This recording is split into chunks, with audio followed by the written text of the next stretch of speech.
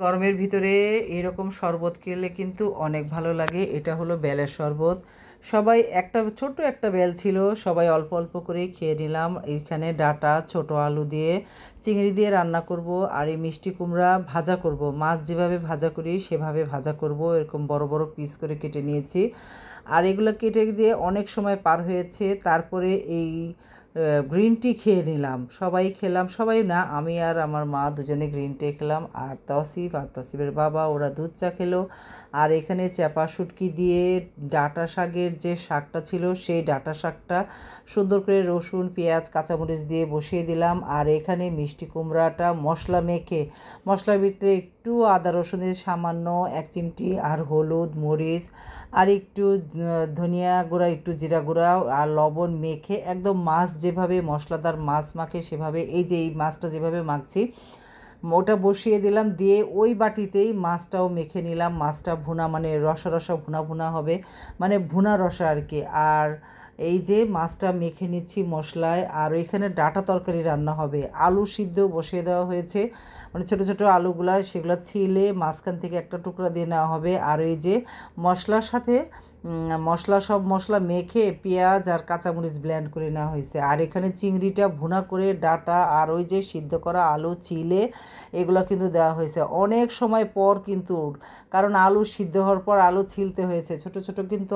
আলু। আর এদিক দিয়ে আস্তে আস্তে মিষ্টি কুমড়াটা ভাজা হয়ে যাচ্ছে, একদম মাছের মতো লাল লাল যাই হচ্ছে। এপাশ ওপাশ করে দিয়ে সুন্দর করে ভাজা, এইভাবে মানে মিষ্টি কুমড়া ভাজাটা মাছের মতো মনে হয়, খেতে অনেক ভালো লাগে। এভাবে যদি কেউ খেয়ে না থাকেন একবার খেয়ে দেখবেন, খুব ভালো লাগবে। আর এই যে ডাঁটা, এটাতে একটা টমেটো দিয়ে সুন্দর ঢেকে দিলাম। এই ঝোলের তরকারিটা এই গরমের মধ্যে খেলে কি যে আরাম হবে।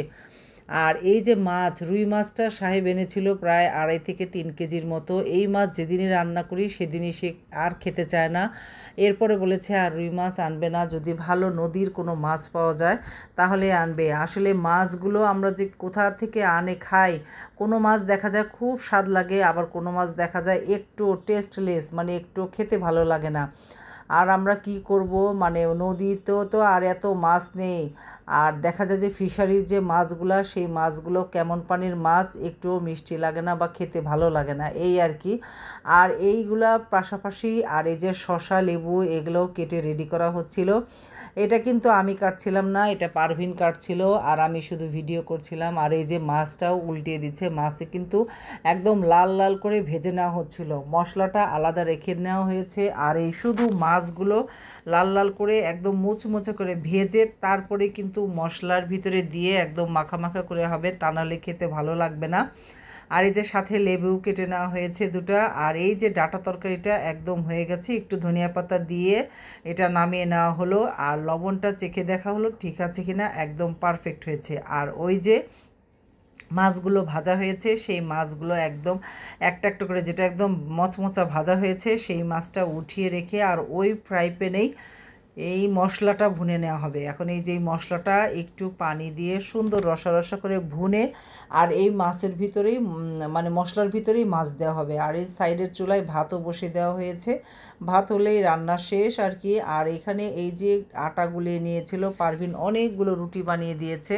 আমার পায়ে ব্যথা, দাঁড়াতে পারি না, এর জন্য ও রুটিগুলো বানিয়ে দিয়ে গেল যাতে আমরা 2-3 দিন খেতে পারি, অনেক বেশি করে বানিয়ে দিয়েছিল। আর যে মাছটা এরকম মশলাদার আর একটু মাখা মাখা হয়েছে। আর রান্না শেষ, আর এই যে আমরা খেতে বসেছি।